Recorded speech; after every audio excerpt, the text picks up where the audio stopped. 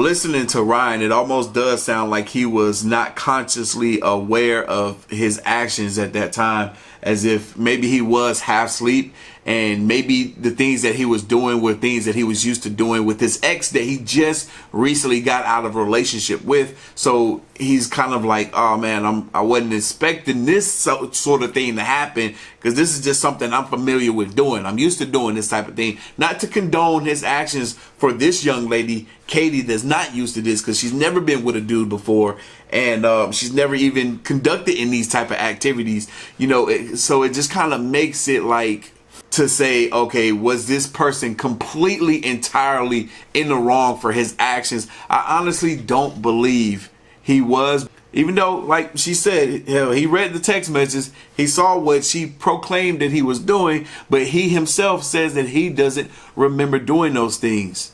And honestly, it sounds truthful. It sounds like he's being honest that he doesn't remember the entire thing. So when he woke up, what the fuck wrong with you? Like, you know what I'm saying? Maybe that's when he was like, yo, what the hell? What's really going on? What's happening right now? Because I don't know what happened until this moment where you mad at me and you getting out of here. Like, you know what I'm saying? He could be that person. He could be that person where he does stuff like that when he sleep. Y'all, we don't know. We don't know. All right, y'all, this is part 2. I done said a whole lot already. She done said a lot, so we're not going to waste no time. We just going to get right into it. What I want to do is get out of there. So I pack my bags. I get all my crap up. My suitcases, I have like, what, 4 bags? 4 bags of clothes. I carry all those downstairs. And I'm getting ready to walk out the door. And I notice that I have his gold... I'm not even going to say that word. I have his gold rooster around my neck. Is her neck tatted? Damn, hardcore. I really don't want to say rooster, but I have his gold rooster around my neck. That rooster is worth $6,000. That little rooster that y'all see him wearing all the time is a $6,000 gold diamond rooster. And he gave me that, or he let me wear it. We traded the one that he gave me at the first show that we ever met at for this one, and I was wearing that one. I was like, oh shit, like I have his necklace on. Like I need to go give that back because I know the importance of Chicken Willie to him. I respect him for that. I respect him for loving his grandfather.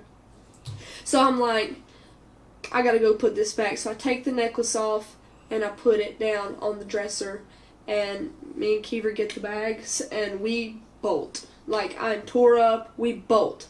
I didn't tell the guards where I was going. I didn't tell nobody where I was going. The only people that seen me before I left was his brother, and I seen a brief little thing of his grandmother. I threw up my hand at her, and I got in my car. We threw the bags in, and we bolted. So that's what happened there. Now, 2 hours later down the road, I'm in Crossville, Tennessee. I'd calmed down. I'd got my thoughts together.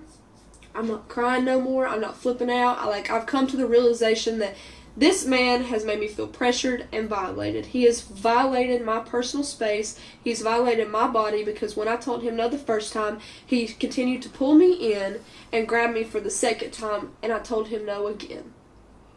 So after I got down the road in Crossville, we stopped to rest because me and Kiever both were tired, so we just pulled off to rest. And I sent him this text that we're going to put up on the screen, and I'm going to read for y'all. We're going to put this on the screen, but this is the message that I sent to Ryan Saturday at 12:10 p.m. after I drove into Crossville, Tennessee, 2 hours post all this happened. I said to him, I poured my heart out to you, cried my eyes out yesterday on FaceTime, telling you that I wasn't ready for any type of sexual shit. You said you understood and that it didn't really matter if it was a year. I literally get in at 4 a.m. this morning and all I want to do is go to bed. You continuously touch me in places and ways that you have no right to do. That's why I moved and constantly pushed you away from me, because it makes me uncomfortable. And then this morning, finally I'm sleeping in parentheses, you have the nerve to grab my area, which by the way woke me up and scared me, so I pushed my leg into you to try to get you to stop, and then you rolled over so you wouldn't touch me there. And then I rolled over so you wouldn't touch me there again. Then you proceed to grab me by my waist and pull my ass into your manhood, and then you grab me again. That's why I said grab me there again. Not here, not the little titty memes that y'all F-boys are making, but he grabbed me here. He grabbed me there too, but he grabbed me here and he grabbed me here and he grabbed me everywhere he wasn't supposed to, because he knew he wasn't supposed to. And then you grabbed me again. That's why I sat up and said, hell no, you aren't doing this. Then you proceed to say, nigga, what the f*** is wrong? And I say, what do you mean what is wrong? And then he said, and I say, I should be asking you what the f*** is wrong with you. What in your mind tells you that it is ever okay to touch me like that after I repeatedly try to get you to stop? You touch my boobs, I try to shove you away so you would just let me sleep. I'm not your toy or just some girl, and I'd be damned if a man is going to do me like that. F no. This is why I don't like guys in the first place. Let me get this real clear. Pause. There was something at the end, and I wanted to definitely read that. It says, I see good in you and I know you aren't a bad guy. This just really crossed every line, put up all my guards, and made me feel extremely violated. Man is gonna do me like that. F no. This is why I don't like guys in the first place. Let me get this real clear. I liked Ryan. I trusted Ryan. Ryan was the first man that I ever wanted to be with. So he had my trust. He obviously blew it up into a million pieces with a freaking emotional 12 gauge, but whatever. You don't just brush me, you grab me. You disrespected the out of me. Not only did you disrespect me, you made me feel violated and disgusting. You asked me, do you want me to rub your back? Not every other part of my body that makes me uncomfortable. I literally sat on FaceTime with you and told you I was not ready, and you said you understood, but you proceeded to do that filthy ass shit to me. If you want just some girl to and touch all the time, then go find her. I came to you with a literal broken heart asking you to be patient with me on that, and you still continue to do exactly what I asked you not to do. I am 110% disgusted. If a young lady says, I'm not ready for all of that, please respect that. You better respect that. I left your rooster necklace on your nightstand. I can have a professional relationship with you. Let me clear this up. When I say a professional relationship with him, I don't mean, oh, I still want us to make music, blah, blah, blah. No, we had a whole tour lined up. We had a whole tour, so I could have put this past me and dealt with that because I'm a grown-ass adult, and I could have still could have done my business, but I didn't want any part of him like that. I can have a professional relationship with you as talking about our tour that we had planned. There's literally, the shows are supposed to kick up January 3rd and 4th here in Knoxville. Oh, shit. But I literally can't even think about being with you ever after what you did to me this morning, and the only response you could give me is, what the f*** is wrong with you? Newsflash, everything was wrong in what you did to me. I stumbled down the stairs and fell into my best friend's arms and cried because I feel betrayed by the only man I ever let near me and that I ever trusted. I'll never ever let another dude near me because y'all don't deserve me or girls like me. Because girls, I know some of y'all girls are in here and you're just like me, and you better stay just like me because we're a rare freaking breed. I'm too good for this shit. I just want you to know that you have absolutely crushed me and made me feel like shit. Now, the next message is very short, but I'm going to read it to you. Ryan made y'all think that I just made him out to be some asshole. And, if Ryan wanted to read that whole message and tell you the truth, he would. But he picked through it, and he picked words like disgusted and violated and whatever. Yeah, I said those, but here I am telling you the whole truth and every details of reading you the whole message. So here's the other part to that message that he failed to read you. So he wants to make him out to be some horrible guy. I said this at Saturday at 1:44 p.m. because I felt like I had been a tad bit harsh. Now, I shouldn't have felt like I had been harsh to him because he deserved every bit of harshness, but I felt in my heart that I had been a little harsh on him. And I said, I see good in you, and I know you aren't a bad guy. Ryan's not a bad guy. He has a temper, and he has some things that he really needs to fix about himself, but he is not a bad guy. I said, I see good in you and know you aren't a bad guy. This just really crossed every line, put up all my guards, and made me feel extremely violated. And that's all I said. There was nothing about Ryan being a bad guy. I simply stated everything that bothered me about what had happened. And I left that house peacefully. I left that house without starting a scene. I left that house without rolling over and beating the absolute dog shit out of him. I left the way I would want my daughter to leave, and I would want my daughter to come home and tell me what happened. So all you men out here that are criticizing me and you have daughters, you're freaking disgusting. And I hope this never happens to your daughter, and I hope you never have to go through what I'm going through, because it sucks. So there's the whole violation story. And I want to make it also real clear that I never meant to start anything on Facebook. I had to start something. I had to say something on Facebook because Ryan took Hey Boy, Hey Girl down. I see a screenshot going around of a post that I put up at 7:30 so-and-so time. It's like 7:30 or 8 a.m. I'll post the screenshot so we can get the timestamp. But I see that he posts his video at like, what, 1 a.m., 2 a.m.? It's 2 a.m., I believe. Yeah, and I post my post in defense at 7:30, 8 a.m. Mm-hmm. And just like he acted out of anger, I posted out of anger, and I knew a couple hours later, like, I need to take that down. That's not right. This is not the way I'm going to handle this. I'm not going to act like this guy anymore. And, you know, that's just not going to be me. I'm not going to take the childish way out of this. I'm going to handle this like an adult should. I'm going to handle this like he should, but he fails to every single time confrontation hits his life. So we're going to post that up. So all y'all that are, you know, posting that screenshot, blah, blah, blah, blah, blah.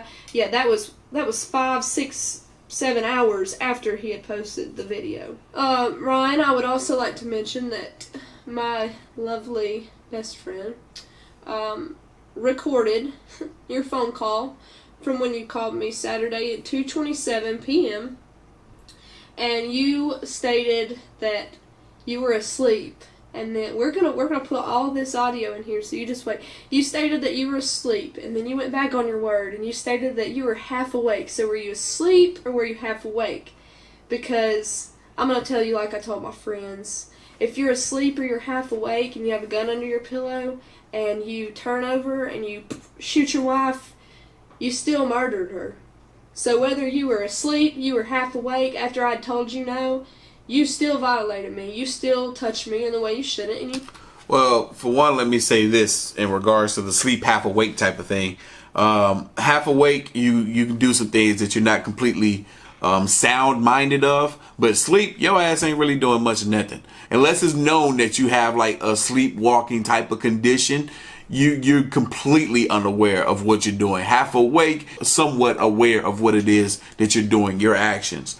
But I hate the position that you all have put me in reacting to this. I know it's my decision, it's my choice to actually sit here and do this, but me being the type of reactor that I am and like to have the necessary conversations about the stuff that we consume. It's not just about music, it's about the stuff that we consume, and have these conversations about it is why I am doing this type of video, because this is important.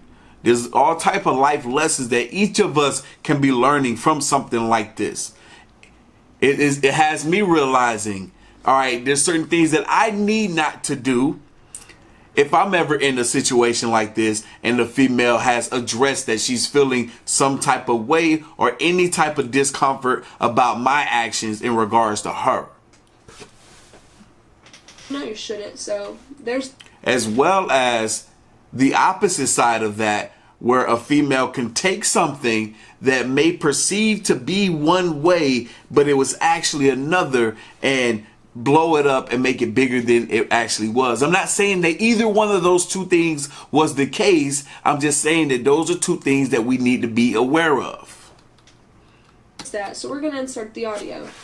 Also, Ryan says in this phone call, I haven't seen you in 3 weeks. I haven't to my girlfriend in 3 weeks. Honey, I am not your property. You do not own me. I give you permission to all of this. You do not get permission to all of this. So when you say you're my girlfriend, I don't care if it's a year. I don't care if you're freaking Bill Gates and you got $1 billion and I don't care. Whether or not I give you permission is your your go for that. So I don't care if you're awake, if you're asleep, if you've done me in 3 weeks or 3 years. If I say no, that means no, and you better not put your damn hands on me. So we're going to insert the phone audio right now. Holy moly, Foley. I gotta turn that down. Literally, Y'all, I'm sorry for the muffle. It's because of the vehicles. Okay, so I just sent you that whole entire message. I went downstairs, contemplated on what to do, didn't know what to do, cried with my best friend. Because of what you did you not just read my message?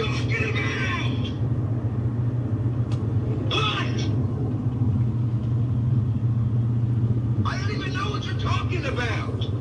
You're sitting there saying I'm leaving you and you're fucking da-da-da-da. What do you mean? For what? Well, for one, you're not going to scream at me. Well, you're not gonna sit here and leave me for nothing. What'd I do? Read my message, Ryan. I did. What are you talking about? Let me guess, did I grab your titty? Did I touch your vagina? You were laying beside me. What are you gonna do?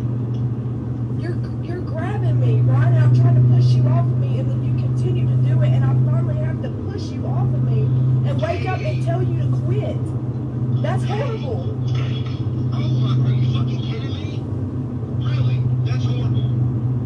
Yeah, because I talked to you yesterday and I asked you, I told you I don't want to do this. Katie, I was asleep. You haven't fucked me in like 3 fucking weeks. Yeah, You lay beside me at night and I'm half asleep. What do you expect? but when I tell you to stop and not continue to I do was it. asleep. I don't, I was like half awake. I haven't seen you in a fucking month. I haven't fucked you in a month. I don't care what you've done. I don't care. So let's get this straight. So you're really gonna do this because I was fucking half asleep and my girlfriend was in my bed for the first time. And let me guess, I was touching you over your clothes. Is that what it was? You're not just touching me, Ryan. You're like grabbing me, like squeezing me. I'm not okay with that. And I ask you to stop. Like I pushed you off of me, and then you continue to do it. And I pushed you off of me again, and had to sit up and tell you we're not doing this. So I have to walk Was I downstairs. awake? Answer that. Yeah, you were awake because you said nigga. Because I don't remember this. You said to me, you looked at me, you said nigga, what the fuck is wrong? And I went downstairs. Oh, really? I did? That sounds like someone half asleep says. Ryan, you being You half. know what? I cannot believe you.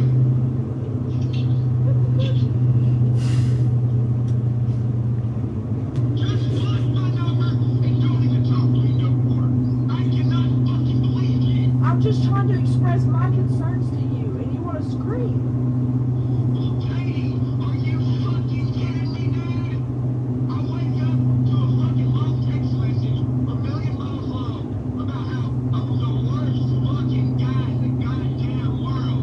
No, I didn't. So fucking horrible. Listen there, y'all probably really can't hear much, and I do apologize. I had to turn it down because the she got a truck. I guess she's driving in the truck and they got the loud muffler. Listening to Ryan, it almost does sound like he was not consciously aware of his actions at that time, as if maybe he was half asleep, and maybe the things that he was doing were things that he was used to doing with his ex that he just recently got out of a relationship with. So he's kind of like, oh man, I wasn't expecting this sort of thing to happen, because this is just something I'm familiar with doing. I'm used to doing this type of thing. Not to condone his actions for this young lady. Katie that's not used to this, because she's never been with a dude before, and she's never even conducted in these type of activities, so it just kind of makes it like to say, okay, was this person completely entirely in the wrong for his actions? I honestly don't believe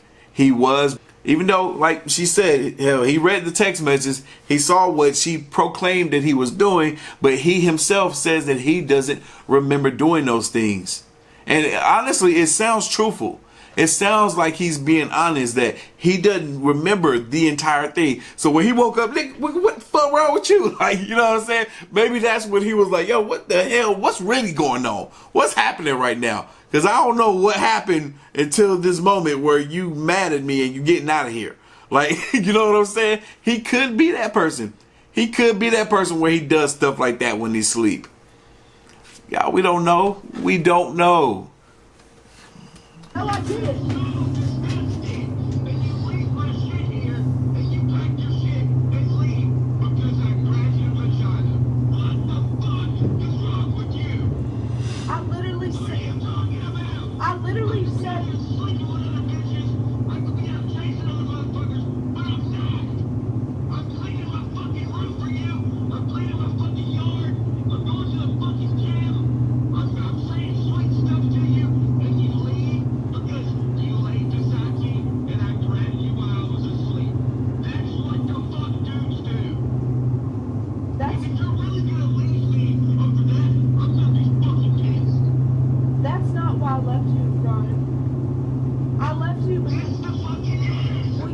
Stop screaming.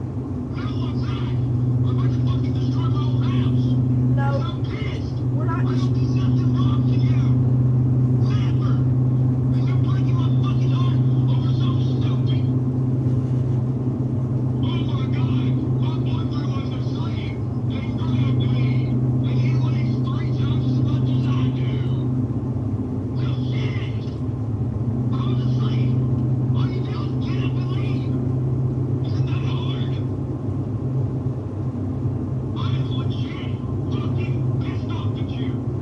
And see, this is what I was talking about too, like listening to Upchurch, listening to Ryan. You know, he's talking about, he was like, man, he's like, yo, that's what we do. You know what I'm saying? Hell, there's females that do that same type of stuff too. Hell, you know, as some of you guys may know, I'm doing skits now. There's a skit that one of the dudes that I'm working with, where the female in the video was doing the exact same sort of thing to the guy. And she was so aggressive with it. You know what I'm saying? And he was like, no, I don't want to type of thing. So she just, all right, let me just get over here and do my own whole thing. You know what I'm saying? Like, in that type of situation, separate yourself from that person. Then go back to them later on and have a grown conversation so that y'all can talk it out. Be like, because I'm pretty sure, and I said this before in my first video when Upchurch was talking about this whole situation, that if Katie would have just went downstairs, talked to Ryan later after he's woken up, sobered up, because sleep changes your whole dynamic. If they would have had the conversation later while they were both sound-minded, then she could have really sat there and talked to him. Hey, Ryan, look, you were groping me quite a bit last night. I would have really appreciated it had you not done that stuff. And please don't do it again. And I'm serious. Don't do it again. And knowing Ryan, as much as we know him, he probably would have been like, you know what? I apologize for that. I won't do it again. And I'll try to make sure, and I'll do my best to not do it again. But if I do, smack my hand. Let me know. I feel like that's the type of person that Ryan is. So for him to be as upset as he is kind of understandable, because like I said before, and I'm going to say it again, I don't felt like she really handled him in the way that she should have. So for him to be like, Katie, lose my number, never call me again. Like, he's really confused and heartbroken about this situation that really just seemed like it was kind of just, you know, escalated to another level. This is just a shame.